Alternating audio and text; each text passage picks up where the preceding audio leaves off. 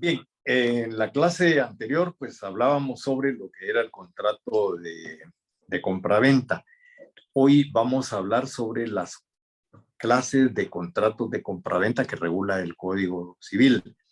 Hay más en el derecho mercantil, vamos a encontrar otras, pero me voy a concretar a lo que tiene el Código Civil. Y entonces vamos a encontrar primero lo que son las cosas al gusto. Cuando estamos hablando de cosas al gusto, para ustedes creo que no suena mucho eso. En la época en la que fue eh, hecho el Código Civil, era muy frecuente que hubiera contratos al gusto. Hoy ya por las garantías y todo eso ya no se da mucho esa situación, pero el artículo 1799 dice las cosas que se acostumbra a comprar al gusto o que las partes convienen en sujetar a prueba antes de comprarlas. No se consideran vendidas hasta que el comprador quede satisfecho. Eh, Se daba con mucha frecuencia. Yo recuerdo mi niñez cuando mi papá nos compró el primer televisor. Es decir, antes para ver televisión teníamos que atravesar por una serie de obstáculos. Los primeros, cuando estaba en Jalapa, eh, pues solo en Catedral había televisión. Y entonces nos íbamos todos los patojos a Catedral, y el obispo García Arauz, antes de prender la televisión, nos ponía a rezar el rosario. Así lo rezábamos a 100 kilómetros por hora, ¿verdad? Pero sabíamos que si no había rezo de rosario, no había televisión. Y después nos tocaba ir a la casa de algunos vecinos que tenían televisión, y ahí teníamos pues que sujetarnos a los dueños de la casa, a lo que ellos quisieran ver. Entonces, recuerdo ese tema porque cuando mi papá nos compró televisor, nos llevaron uno para que lo viéramos. Lo tuvimos durante una semana, y si a mi papá le gustaba el televisor, entonces ya se lo vendían. Si no le gustaba, pues le daban otro o ya no hacía el negocio. Entonces, ahí estábamos en presencia de lo que era un contrato de compra al gusto. Es decir, primero se lo daban a uno para ver si a uno le gustaba o no. Eso ya no se acostumbra. Puede ser que haya contratos así todavía, pero generalmente lo que ocurre ahora es que a uno le entregan la cosa. Si la cosa no funciona como uno quiere, pues ya nosotros vimos, ahí están las rescisiones, las resoluciones, eh, las maneras que podemos dejar sin efecto un contrato por las razones que ya conocemos. Pero todavía existe algunos contratos en los cuales primero uno prueba las cosas y después de eso, pues si le gustan, se celebra el contrato. Mientras tanto, el contrato aún no se ha celebrado. Pero también se daba mucho, eso sí lo he visto todavía, el contrato sobre muestras, pero hay una segunda parte en el artículo que dice el plazo para la prueba, salvo estipulación, es de 3 días, contados desde que el vendedor los ponga a disposición del comprador. Y si éste no aceptare dentro de dicho término, se le tendrá por descontrato.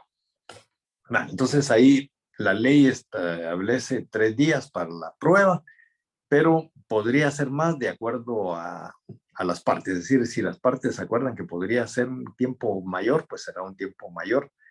Menor de 3 días no puede ser. La ley es clara en cuanto a que el plazo es de 3 días.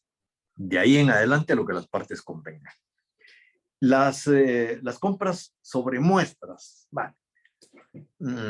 Nosotros vamos a la sastrería a que nos hagan nuestro traje. Ya ustedes están próximos a hacer el traje de graduación y van a buscar, ojalá, una buena tela, un su casimir inglés, un su casimir español, un su casimir italiano.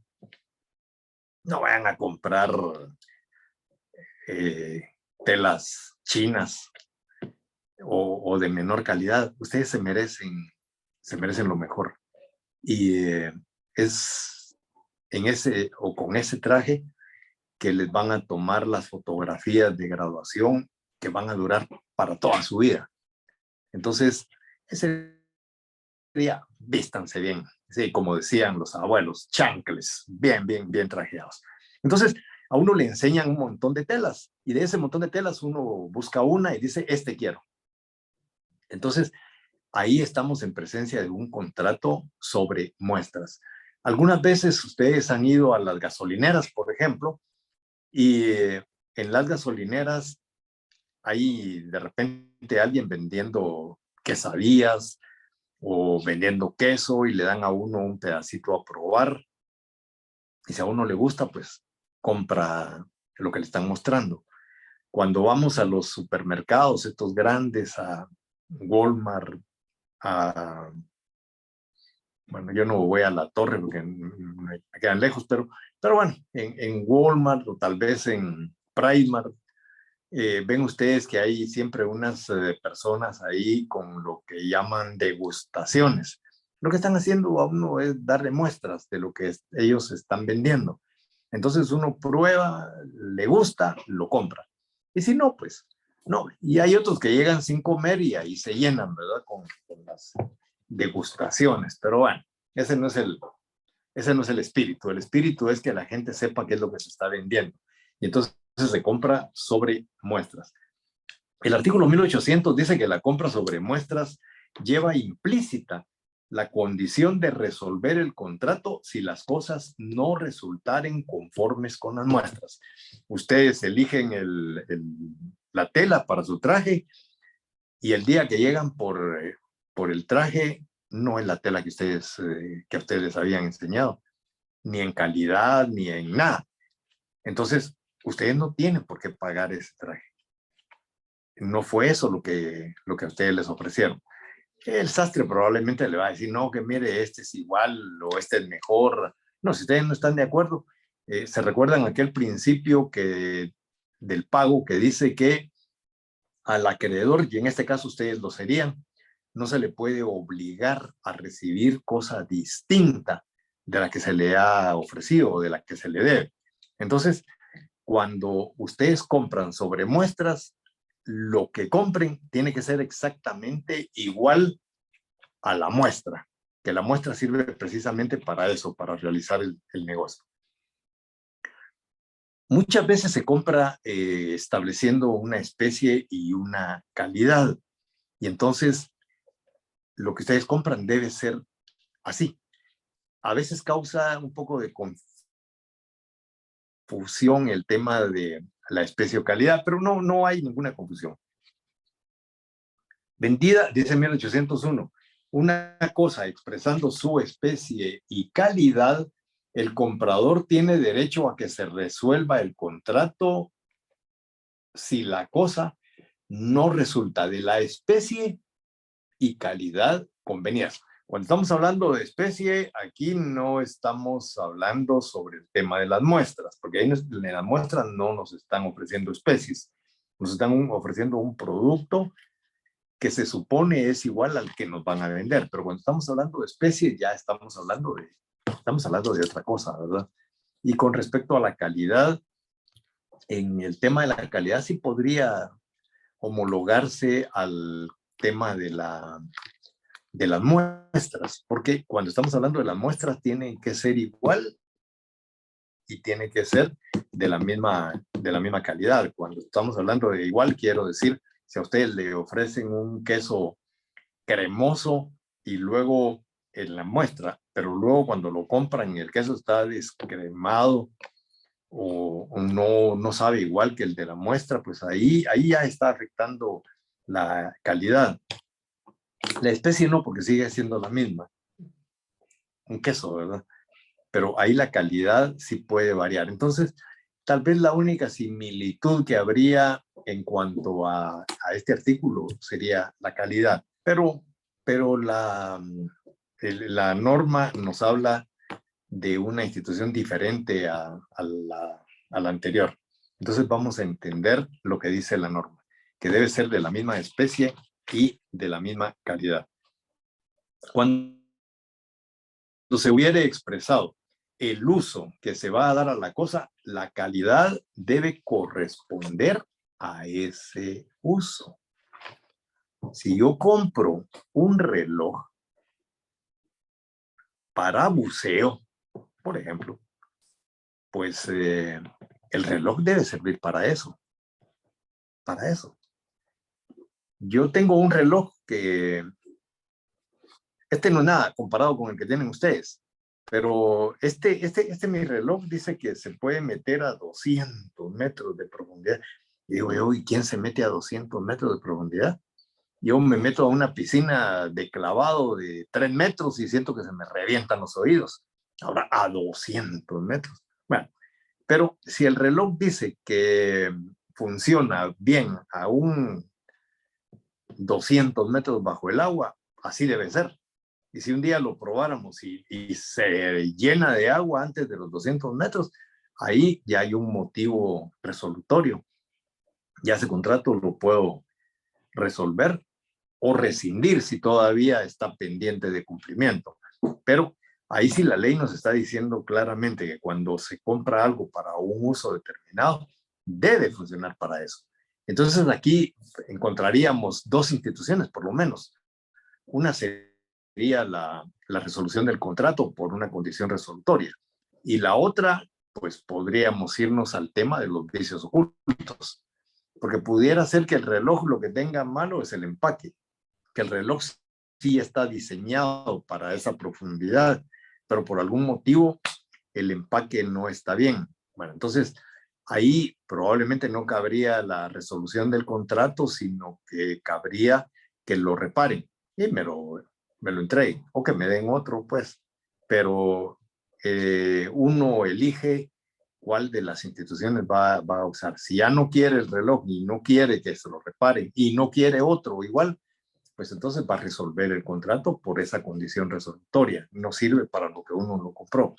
Pero si por el contrario uno sí quiere que se arregle, entonces podríamos buscar el otro tema, ¿verdad?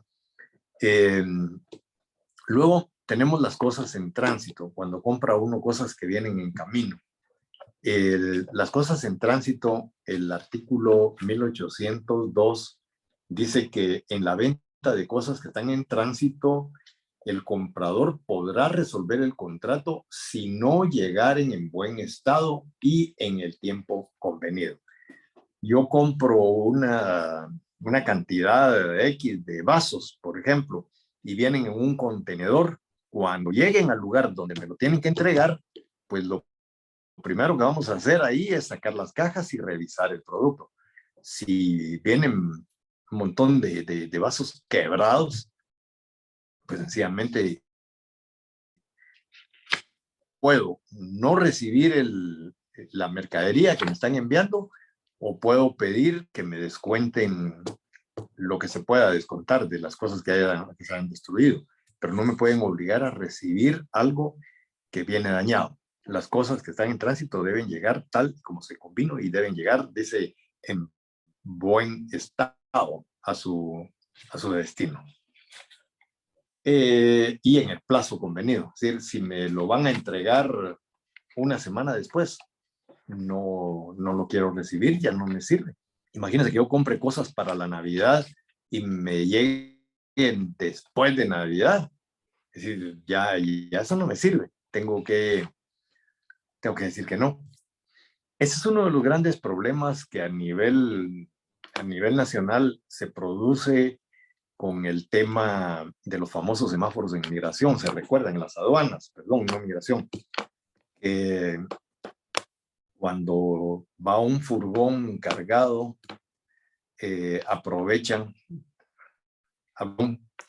para, si paga, entra, y si no paga, pues siga el trámite normal y el trámite normal es engorroso, y ellos mismos se van a encargar de que se vuelva más lento, de tal suerte que si ya estamos próximos a Navidad y el furgón viene cargado de manzanas, en una semana están podridas. Entonces, muchas veces ese tipo de presión para mí es una extorsión, lleva a los comerciantes a pagar dinero para que los dejen pasar. Y entonces ahí viene el problema del cohecho activo y el cohecho pasivo. Y yo me pregunto a veces, ¿será que hay cohecho activo? ¿Será que el comerciante le da dinero al funcionario público o es al revés? El funcionario público es el que pide el dinero. Si es así, es una extorsión. Si fuera al revés, entonces ahí sí habría un cohecho activo. Pero en la práctica es de la otra manera, ¿verdad? El funcionario es el que exige. Entonces, eso es complicado para un fiscal, seguir una acción penal en contra de repente de una persona que vio empujada a caer en las redes de la corrupción por esa necesidad. Habría que ver cómo se resuelve eso, porque tampoco debiera uno de hacerlo, ¿verdad? No caer en esas redes, pero yo me iría más por el tema de la extorsión para salvar a mi cliente, ¿verdad? Pero bueno, esa es otra historia. El artículo 1803 dice, cuando se estipula que la cosa debe ser entregada en lugar determinado, la compra se entiende celebrada bajo condición de que la cosa llegue a su destino. Aquí estamos hablando de un contrato condicional. Si se establece un lugar específico, un lugar determinado, ahí y dentro del plazo debe llegar la mercadería. Caso contrario, el contrato se resuelve. Es decir, no está obligada la persona a recibirlo. Y si hay dinero, pues tendrá derecho a que se le devuelva. Y si no, pues se va a tener que meter a juicio, ¿verdad? Pero la ley le está dando la salida. Las cosas futuras se pueden vender. Bueno, aquí voy a regresar un poco a algo que nosotros ya sabemos, pero veamos primero la normativa. El artículo 1538 establece lo que son las cosas futuras, los contratos futuros. Dice el artículo 1538, no solo las cosas que existen pueden ser objeto de los contratos, sino las que se espera que existan. Se espera, van a existir, pero se espera que existan. No estamos hablando de que la suerte determine que existan o un milagro. No, estamos hablando de las cosas que se espera que van a existir. Es decir, yo aquí hablaba de la cosecha de café, por ejemplo. Cuando yo compro una cosecha de café, es porque yo espero que vaya a haber café, pues no estoy esperando milagros, no estoy esperando suertes. Si yo compro un vientre de una vaca, cuando nosotros en el pueblo hablamos de comprar el vientre, quiere decir que compramos el producto del embarazo. Es decir, hay una vaca que está preñada y yo quiero lo que hay adentro, sea un chivito o sea una chivita. Entonces, voy a celebrar un contrato para comprar ese ternero que está adentro, sea hembra o sea macho. Eso no lo sabemos. Hay maneras de saberlo, pero eso no es muy frecuente en Guatemala porque el equipo es caro, pero a las vacas, al ganado se le puede hacer ultrasonido y se puede establecer el sexo ya cuando está todavía en el vientre el ternero. Pero no en todos lados se puede y además es caro. Entonces uno compra lo que está adentro, pero lo que está adentro, ¿qué es? Si se trata de una vaca que la cubrió un toro, pues lo que va a haber ahí es un ternero, pues un chivito, no van a ser una cabra, ¿verdad? Eso es imposible. Entonces, uno puede realizar un negocio sobre algo que va a nacer dentro de 10 meses, ¿verdad? Entonces, ahí hay un contrato futuro y no está determinado por la suerte. La suerte, diría alguien, si le nace a uno un chivito o una hembrita, un machito o una hembrita. No, pero eso de la suerte es relativo, porque a lo mejor alguien quiere que le nazca un machito o alguien quiere que le nazca una hembrita. Si le nace un machito cuando quiere machito, va a decir, ¡ah, qué suerte tuve! No, pero eso no es la suerte. Aquí, cuando estamos hablando de suerte, estamos hablando de una esperanza incierta, algo que no sabemos si va a ocurrir o no. Pero cuando estamos hablando de una cosa futura, estamos hablando de algo que va a existir o que esperamos que vaya a existir. Y para que no se dé el parto, pues que la vaca aborte, pues sería lo único. Pero eso no es cuestión de suerte, eso es cuestión de alguna enfermedad, de algún golpe. Hay muchos factores, pero no es suerte. Entonces, cuando estamos hablando de un contrato a futuro, nos estamos refiriendo a un contrato sobre un objeto que esperamos su existencia, que va a existir. Hablaba yo de un ternero sabemos las razas, sabemos todo lo que haya que saber sobre el ternero, sabemos que es hijo de campeones, por lo tanto debe valer muchísimo y puede ser que con el tiempo también llegue a ser campeón, qué sé yo, pero sabemos que va a nacer un animalito, solo hay que esperar el tiempo para que eso ocurra.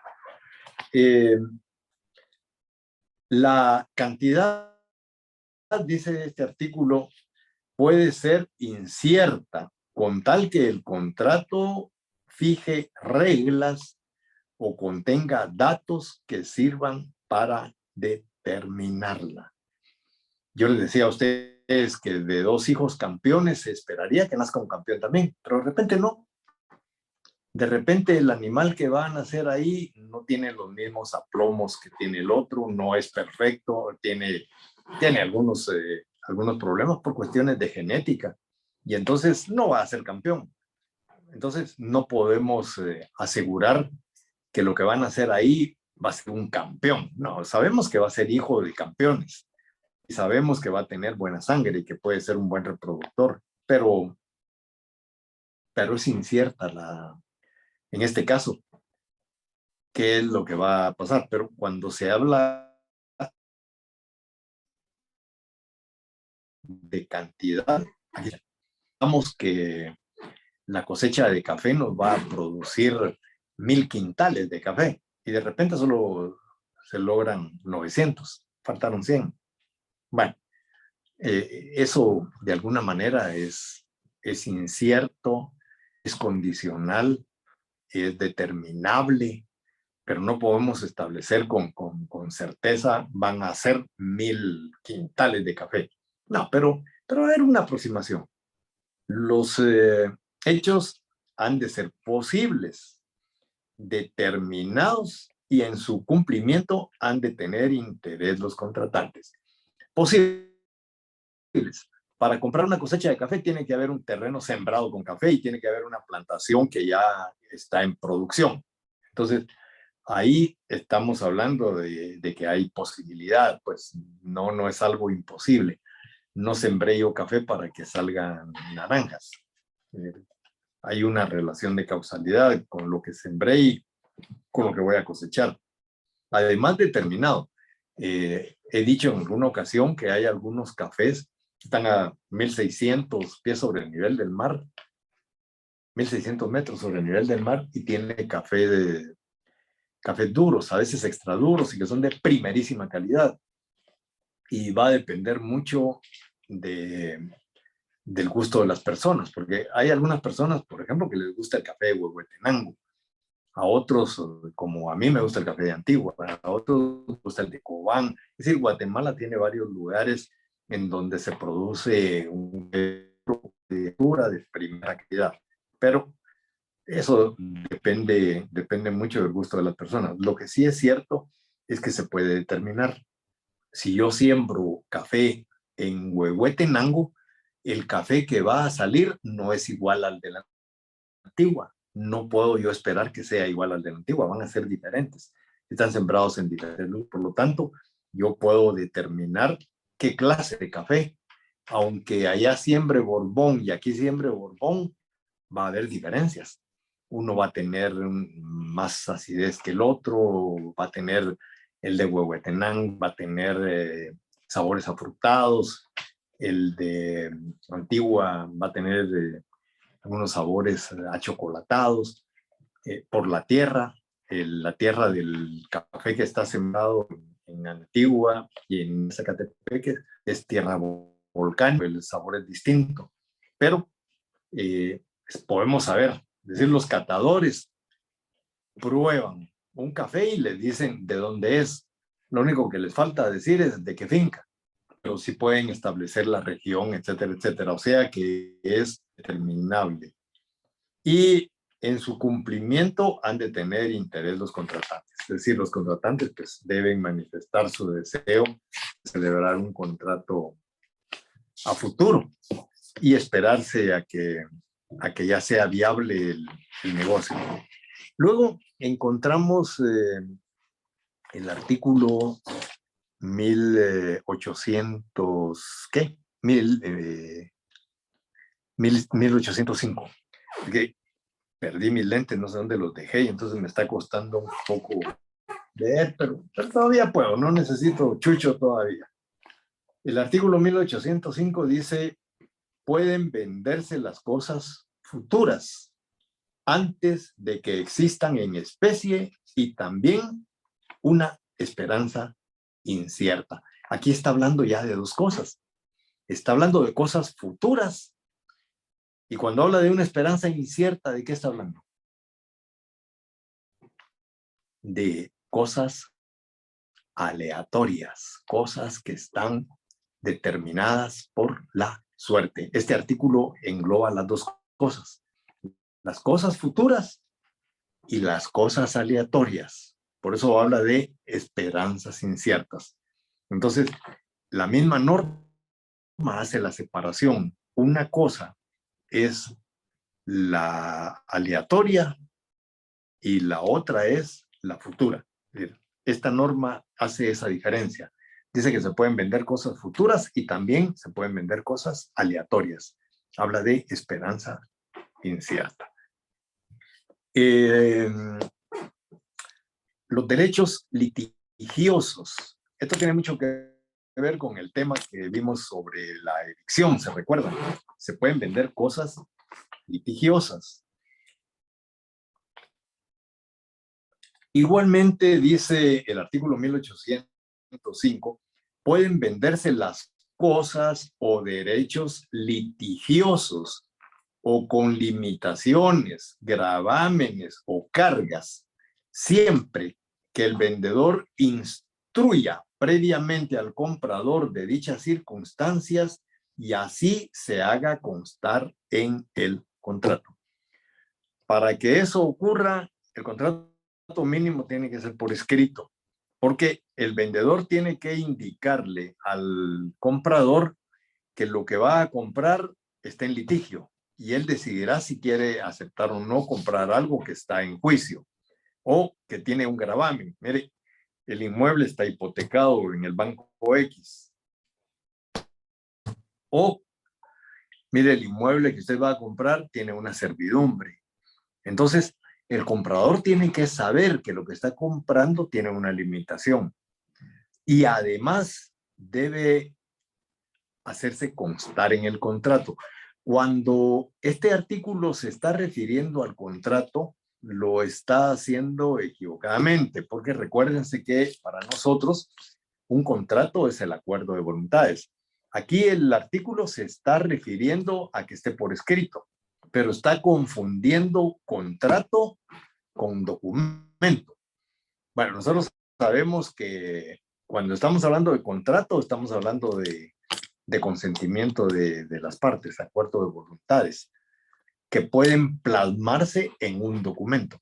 Entonces, esta norma la debemos entender que a lo que se está refiriendo cuando dice que conste en el contrato es que conste en el documento de compraventa. A eso se está refiriendo realmente.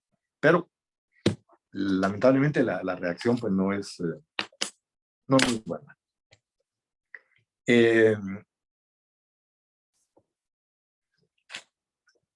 Se pueden vender derechos hereditarios. Y aquí, ojo, derechos hereditarios, sin especificar los bienes de que se compone. Y en tal caso, el vendedor solo responderá de su calidad de heredero.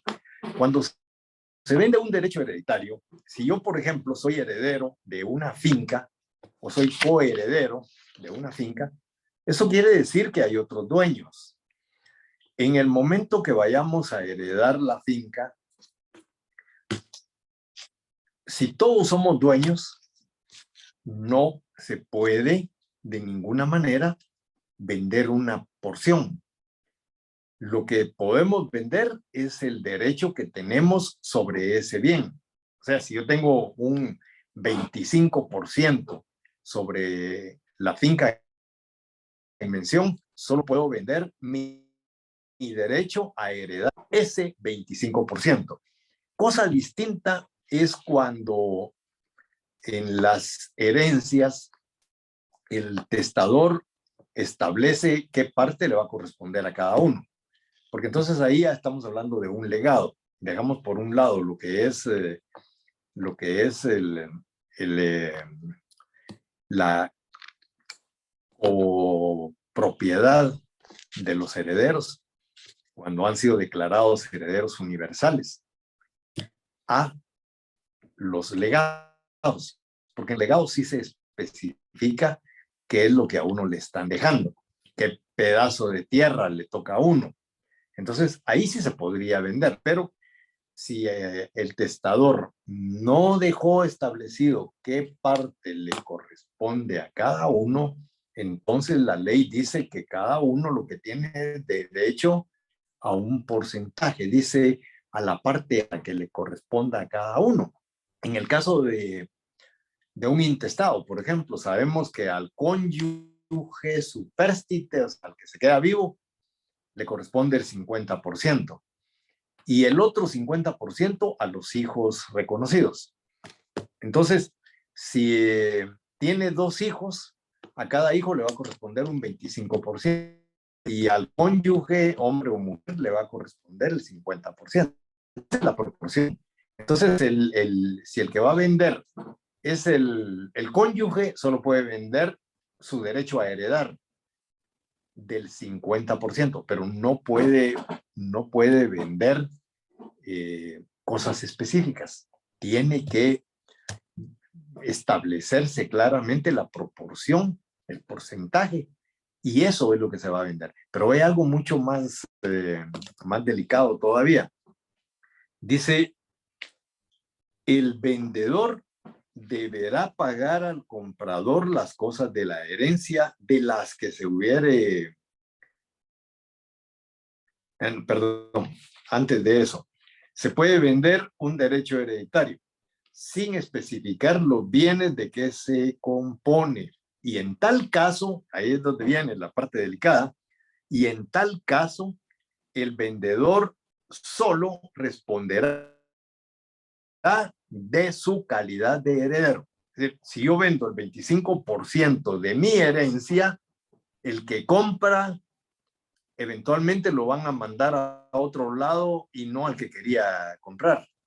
Si él creía que yo era dueño de cierta parte, a ver, ¿por qué es que ocurren estos problemas? Porque cuando las personas están en vida, generalmente le dicen a uno, mira, eso es tuyo, esta parte es tuya, esta otra parte es de tu hermano y esta otra parte de tu mamá. Bueno, eso lo dice de palabra el testador, pero si eso no queda especificado en el testamento o si se trata de un intestado, puede ser que ninguno de ellos esté conforme con la parte que el papá decía que era de ellos. Y entonces se va a armar una trifulca ahí porque los otros no van a querer la parte, etcétera, etcétera, y entonces se van a tener que ir a la indivisión y en esos líos el comprador de repente se va a quedar con la peor parte de la herencia, o al menos no la que quería. Entonces, no puede demandar al heredero por no haber recibido lo que quería. El heredero está cumpliendo vendiéndole su parte, su proporción, no el terreno, porque ese terreno, decíamos, está pro indiviso. Y mientras esté pro indiviso, nadie es dueño de una parte específica, todos son dueños de todo. Entonces, esa norma, ténganla bien presente. Sí se pueden vender derechos hereditarios, pero con esa situación. Por eso es que yo les decía que ahí es donde uno entiende la razón de la promesa de compraventa. Es decir, yo no quiero celebrar un contrato de compraventa sobre un derecho hereditario por ese tipo de problemas, pero sí quiero comprar. Entonces, ¿qué voy a hacer? Un contrato de promesa de compraventa.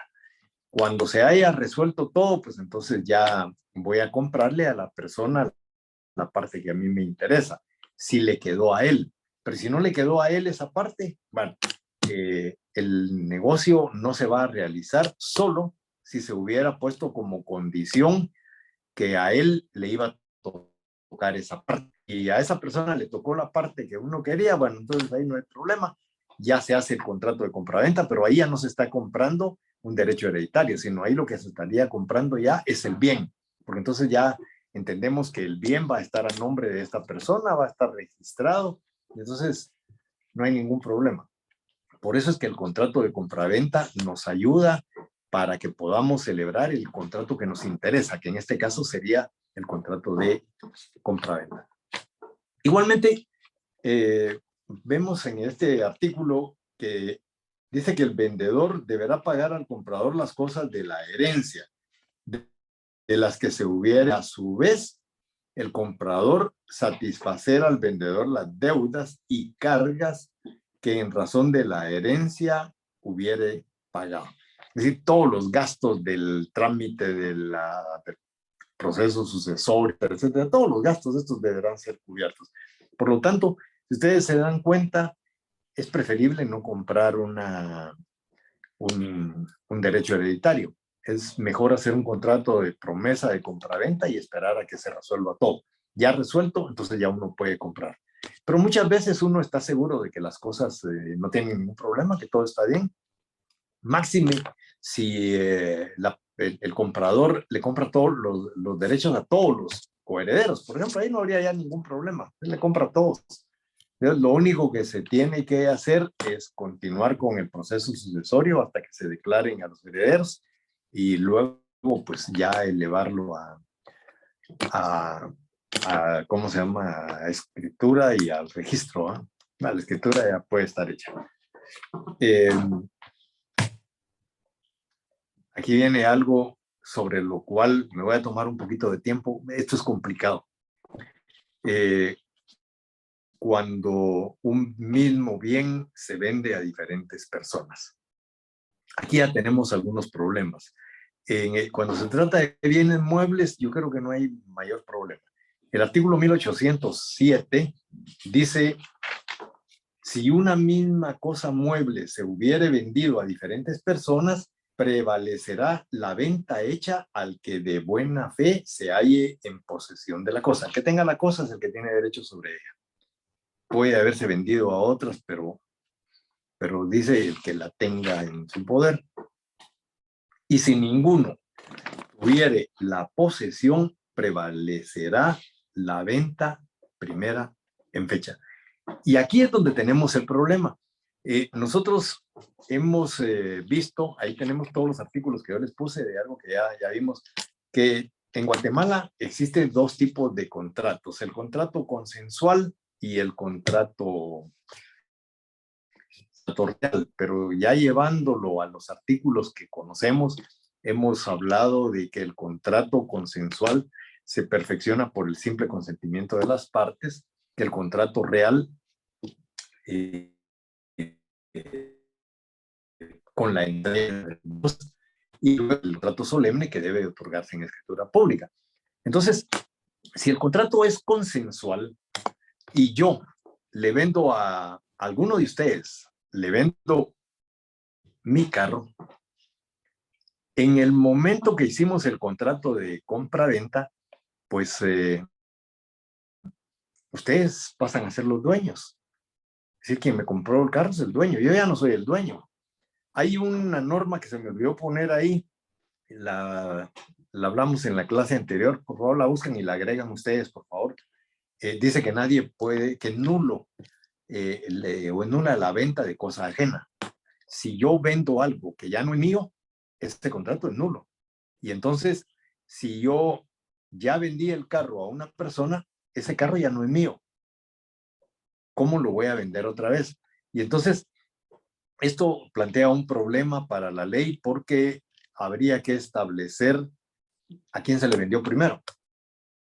Y esa es la parte complicada, porque si yo no puedo establecer a quién le vendí primero, entonces ahí, pues al que la tenga en posesión. O sea, la norma debiera de haberse redactado al revés.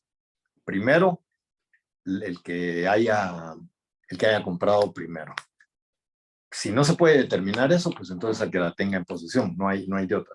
Pero la norma está mal redactada, pero la otra está peor.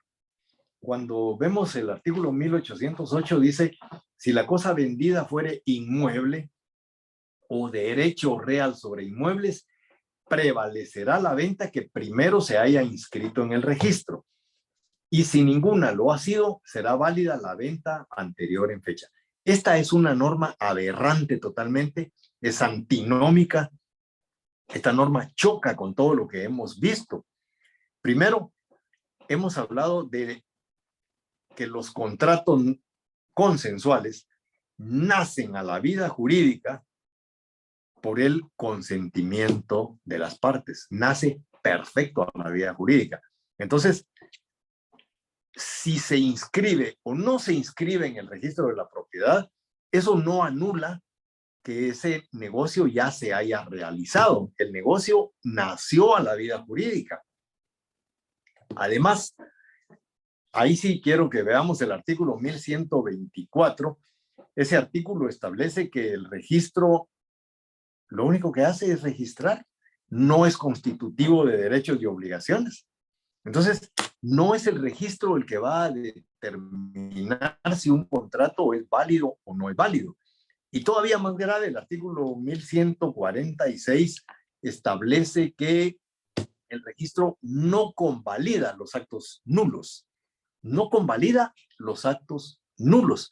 Y aquí habría un acto nulo. ¿Por qué razón?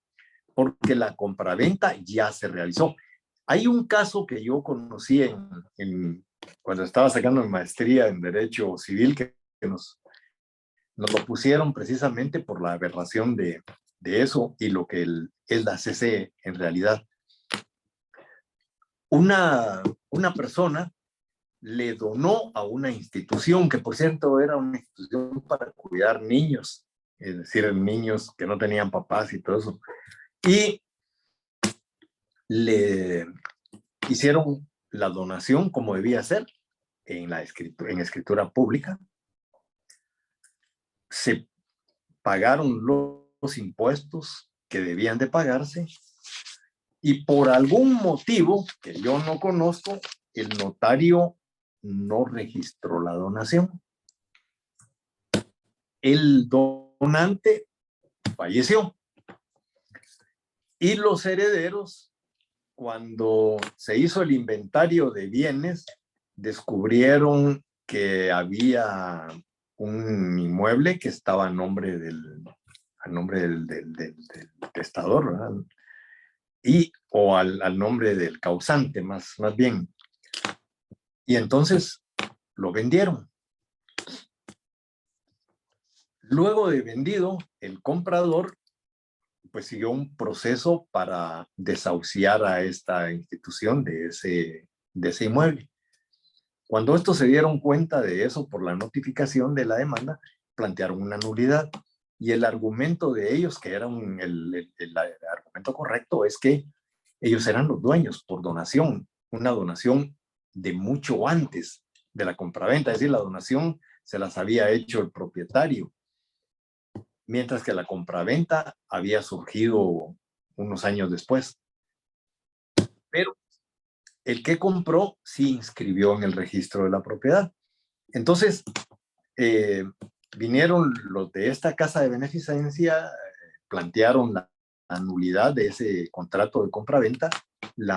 El tribunal de primera instancia que conoció declaró con lugar la nulidad, y el fundamento era precisamente que los que estaban vendiendo ya estaban vendiendo cosa ajena, que ese inmueble le pertenecía a esa institución porque le había sido donada. Los compradores apelaron. La sala confirmó la resolución del juzgado de primera instancia, que había nulidad. No conformes, se fueron a una casación. En la casación, la Corte Suprema de Justicia resolvió que el juez de primera instancia tenía razón y que ese contrato que había celebrado el vendedor era nulo, porque ese inmueble era de propiedad de la institución. Y entonces se fueron al amparo ante la ACC, y la ACC le dio vuelta a todo y resolvió que no, que el comprador era el propietario porque había inscrito el bien, y que el que es primero en tiempo es primero en derecho. Eso no es así. Es cierto que el otro inscribió y el anterior por algún motivo no lo hizo, pero el contrato había nacido a la vida jurídica. El inmueble ya no era del vendedor. Y cuando los herederos de este señor vendieron, era cosa ajena. Y el registro no puede convalidar esos actos que son nulos. Sin embargo, en la CC le dieron vuelta a todo. Y eso constituyó un despojo ilegal, ilegítimo.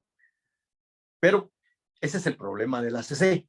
Yo desde hace rato lo vengo diciendo, no debiera de existir la CC. Cuando se hizo la Constitución, no sé cuándo se les ocurrió elevar a categoría de corte lo que era una cámara penal. En Guatemala solo hay 3 poderes: el poder judicial, el poder ejecutivo y el poder legislativo, nada más. Pero al hacer la Corte de Constitucionalidad en la práctica se convirtió en el único poder, en el máximo poder. La Corte legisla, la Corte ejecuta, la Corte dicta sentencias. Eso no puede ser. Esa Corte de Constitucionalidad no debe de existir como tal. Debe regresarse a lo que es su naturaleza, ser una cámara constitucional, pero debajo de la Corte Suprema, como tiene que ser. No como decía la parlamentaria aquella Torres, Norma Torres. La Corte Suprema, que está aquí, decía ella, desobedeció una orden de la Corte de Constitucionalidad que está aquí, y hacía esa. Y decía yo, vieja estúpida, se mete a hablar cosas que no sabe. La Corte Suprema de Justicia es la que está arriba y los demás están abajo.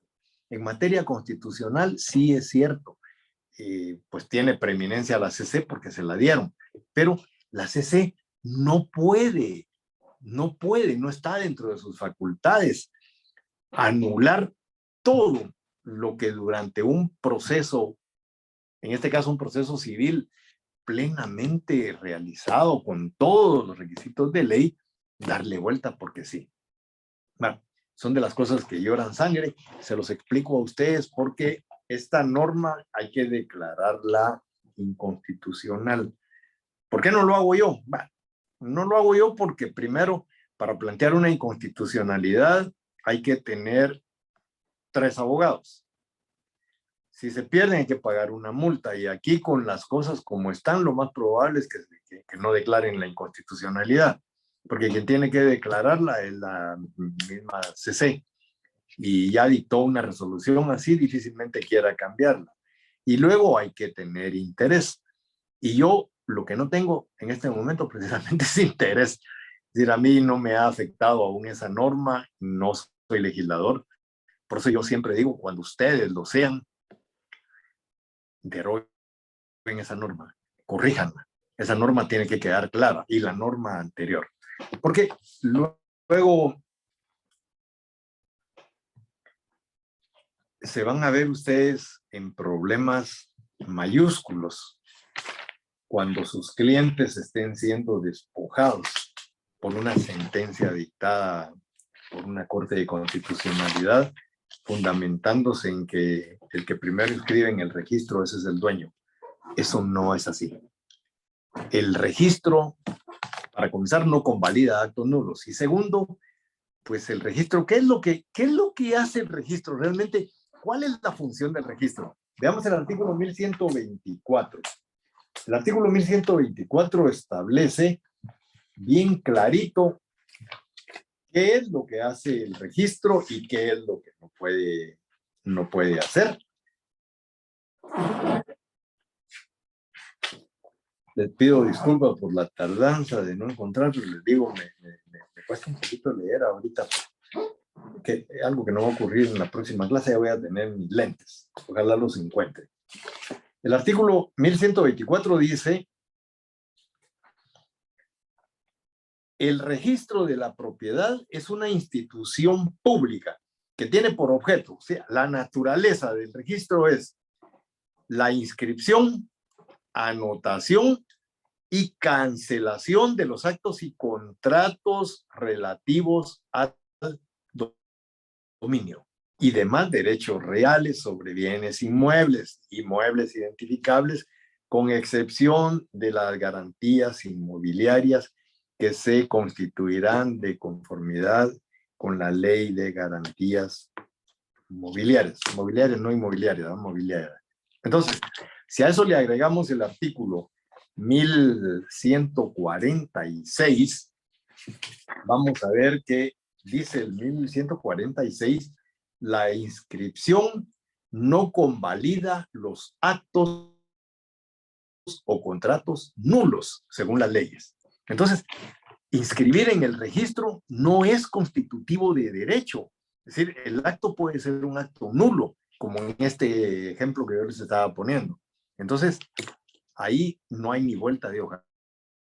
Pero esa norma, por la reacción tan mala que tiene, puede dar lugar a injusticias, como en este caso. Al final, no sé qué resolvieron, porque las resoluciones de la Corte de Constitucionalidad son inimpugnables, ¿no? Esos son los dioses de la justicia en Guatemala, no se puede impugnar. Lo único que le queda a uno es irse a la Corte Interamericana de Derechos y ahí tratar de enderezar las cosas. De lo contrario, pues a estos clientes los despojaron judicialmente, ¿verdad? Es un delito. Además, es una injusticia terrible. Luego tenemos el tema de la unidad de medida. Esto se da específicamente para el caso de los inmuebles. Cuando hablábamos anteriormente de especie y calidad, cuando estábamos hablando ahí que si ustedes compran un metro de algo, tienen que tener un metro. No puede ser una yarda, no puede ser una vara. No, si ustedes compran un metro, tiene que ser un metro. Bueno, pero aquí vamos a referirnos más o menos a eso, solo que esto tiene que ver con los bienes inmuebles. El artículo 1820 establece que si la venta fuere de bienes inmuebles y se hubiere hecho fijando su área o a razón de un precio por unidad de medida, el comprador queda obligado a pagar lo que se halle de más y el vendedor a devolver el precio correspondiente a lo que se encuentre de menos, siempre que el exceso o falta no pase de la 10ª parte del todo vendido. Si yo vendo un terreno diciendo que tiene 1000 metros de área, tiene que tener 1000 metros de área. Si no tiene 1000 metros de área, tengo que devolver la diferencia. decir, si yo cobré 1.000.000 de quetzales por 1.000 metros de área y no tiene 1.000 metros de área, pues tendremos que ver a cuánto corresponde lo que no tiene y reducirlo del precio y pagar y que se pague solo lo que realmente estoy vendiendo. Y habla sobre el tema de a razón de medida. En Guatemala, nosotros, para comenzar, las medidas oficiales son el metro, el kilogramo y el segundo, el sistema MKS. En el registro de la propiedad, cuando uno inscribe un bien inmueble, el área tiene que estar en metros. Sin embargo, cuando nosotros vemos los anuncios de lo que están vendiendo, se refiere a varas cuadradas. Porque lo que pasa es que no es lo mismo vender 1.000 varas cuadradas que vender 1.000 metros cuadrados. Cuando estamos hablando de una manzana tiene 7.000 metros cuadrados. Pero si lo reducimos a varas, tiene 10.000 varas cuadradas. Y entonces, ¿dónde hay más? ¿En las 10.000 varas o en los 7.000 metros? Es igual, ¿verdad? Pero pareciera que 10.000 varas es más grande que los metros, que solo son 7.000. Y entonces vemos que el precio es 200 quetzales la vara. Y sobre eso nos venden. Pero cuando se inscribe en el registro, convierten las varas a metros y entonces se inscriben en metros porque no puede ser de otra forma. Entonces aquí la ley lo que nos está diciendo es que cuando se vende un terreno que tiene un área y se está indicando que esa es el área, si tiene de más, el comprador tiene que pagar lo que está de más. Si tiene de menos, el vendedor tiene que devolver lo que tenga de menos. Pero esto sí dice la ley, siempre que no exceda del 10%, la disminución en el terreno o lo que tenga de más. Si es más del 10%, entonces ese negocio no se puede realizar, se debe rescindir. Y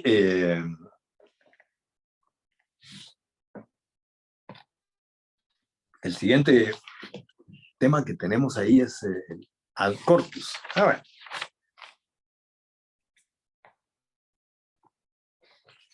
Todavía me faltó el 1822, que dice, si el exceso o falta en la extensión de la cosa vendida es mayor que 1/10, queda a elección del comprador o pagar lo que hubiese de más y cobrar en su caso lo que resulte de menos o rescindir el contrato. Entonces, pero ya queda a voluntad, dice, no se le puede obligar. El comprador puede aceptar pagar lo que está de más o pedir que le devuelvan lo que está de menos. Pero si no quiere ninguna de las dos cosas, entonces el negocio se puede rescindir. Cuando estamos hablando de ad corpus en latín, ¿verdad? Pero en español eso se conoce como cuerpo cierto. Cuando hablamos de ad corpus o cuerpo cierto.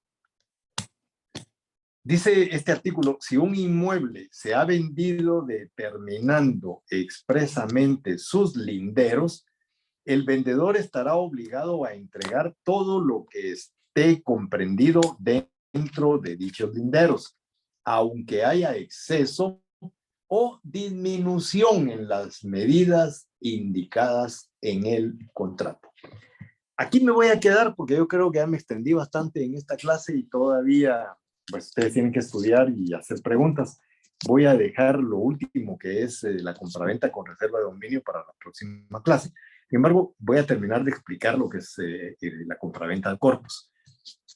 Ya casi no se da la compraventa al corpus. La compraventa al corpus la vemos nosotros en las escrituras antiguas, en los negocios antiguos. Cuando uno compraba, Imagínense ustedes, decía el terreno, colinda al norte con Juan Pérez, al sur con Luis Enríquez, al oriente con Fernando Perencejo y al poniente con Sutano X, pero no señala el área, solo señala los linderos. Entonces, yo estoy comprando una manzana de terreno. Eso estoy comprando, una manzana de terreno. Pero en la escritura, lo que me están vendiendo es el terreno ese que a mí me gusta, que yo quiero, y están perfectamente delimitados sus colindancias. Entonces, lo compro. Cuando hago una medición en el terreno, me percato que no tiene la manzana. Le faltan varios metros. En lugar de tener 7,000 metros, apenas tiene 6,000, le faltan 1,000 metros. 1,000 metros ya es palabra mayor en tierras. Entonces, no puedo reclamar. Dice la ley que si compré de esa forma, tengo que aceptar si tiene de menos, como comprador. Pero el vendedor tiene que aceptar la venta, aunque tuviera de más. Si cuando hacemos la medición del terreno, en lugar de 7,000 metros cuadrados, tiene 10,000, entonces va a decir el vendedor, no, pues chica, mire usted, aquí hay 3,000 metros de más, páguemelos. No, esta ley dice cuando se compra fijando sus linderos, el negocio se realiza y se tiene que aceptar aunque tenga de más o aunque tenga de menos. Es decir, tanto comprador como vendedor tienen que aceptarlo, porque lo que están comprando es un cuerpo cierto, lo que existe. Y lo que existe es un terreno con sus linderos.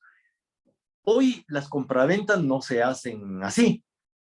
Hoy las compraventas se dice, se compra un terreno que mide 7,000 metros cuadrados y que colinda al norte con fulano, al sur con sutano, al oriente con chejo y al occidente con perencejo.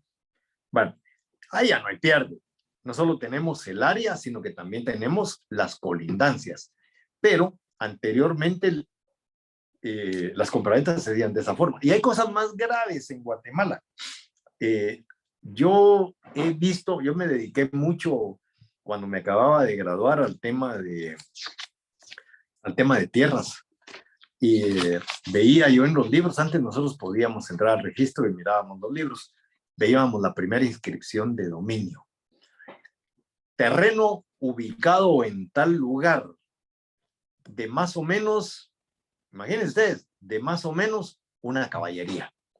¿Qué es ese más o menos? Bueno, la caballería es una medida no oficial. Sabemos que una caballería tiene 64 manzanas. Entonces tenemos que reducirla a metros cuadrados para medir el terreno. Y oh sorpresa, generalmente todos los terrenos antiguos tenían exceso.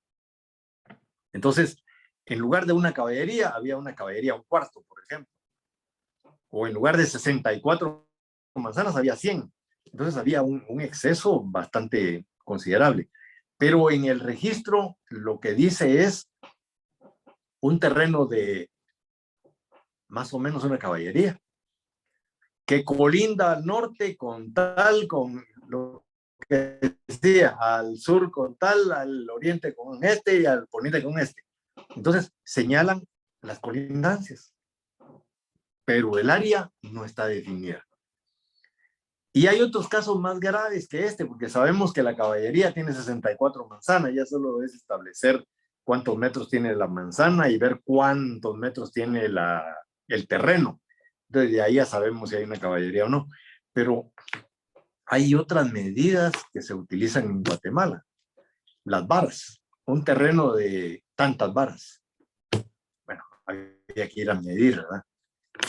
A veces había de más o podría ser que hubiera de menos, pero las colindancias sí estaban definidas, no había problema. En algunos pueblos se venden los terrenos por cuerdas. Hola, chica, cuerdas.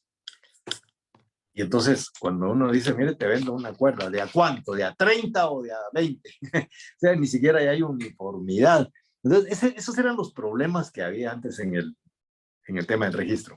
Me tocó ver una finca que decía, una finca de 10 caballerías, que colinda al norte con ejidos de San Luis, Petén, al oriente con ejidos de San Luis y al poniente con ejidos de San Luis, al sur con el río Sartún. ¿Y eso dónde es? Va. ¿Cómo lo resolví? Una guisachada, ¿verdad? Porque no había otra forma de hacerlo. Me fui con los herederos del dueño de esta finca y más o menos por dónde era que estaba la finca de este señor. Ahí había gente que decía, uno, mire, la finca estaba aquí, era no sé qué. Bueno, entonces la finca estaba aquí. Al sur está el río Sartún, ya tenemos un límite. Y a los otros estaba los ejidos de San Luis Petén. Entonces les digo, bueno, ¿saben qué? Midamos 10 caballerías, pongamos los mojones y luego pidamos que se reaviven mojones para darle ya un área a la finca. Así lo hicimos con el riesgo de que de repente apareciera alguien diciendo, esta finca es mía, ¿verdad? Era un riesgo tremendo. Nunca apareció nadie, al final pues la finca quedó ya registrada con sus colindancias reales, con sus medidas reales, y hasta donde tengo entendido, creo que hasta la vendieron, no sé cuántas veces la hayan vendido, pero nunca tuvo problema. Pero, es decir, lo tuvimos que resolver de esa forma, no había otra. Y esos son los problemas que tenemos con esas escrituras anteriores, porque tenemos medidas que ya no son las medidas oficiales. Tenemos caballerías, tenemos manzanas, tenemos varas, tenemos cuerdas. Esas medidas no son las medidas oficiales. En Guatemala, las medidas oficiales son los metros. Sin embargo, ahí vemos todos los días terreno que mide 500 varas cuadradas, y pucha que dice uno 500, pero cuando se mide, no son 500, son menos, 300 metros, y 300 metros cuadrados ya no es lo mismo que decir 500, ¿verdad? Pero físicamente es exactamente lo mismo. Entonces, señores, nos vemos en un momento. La compraventa con reserva de dominio la dejo para el día martes, la primera clase, y vamos a ver ya las obligaciones de comprador y vendedor. Eso es rápido, es sencillo. Y entonces les mando el link en 2 minutos. Ahí estamos.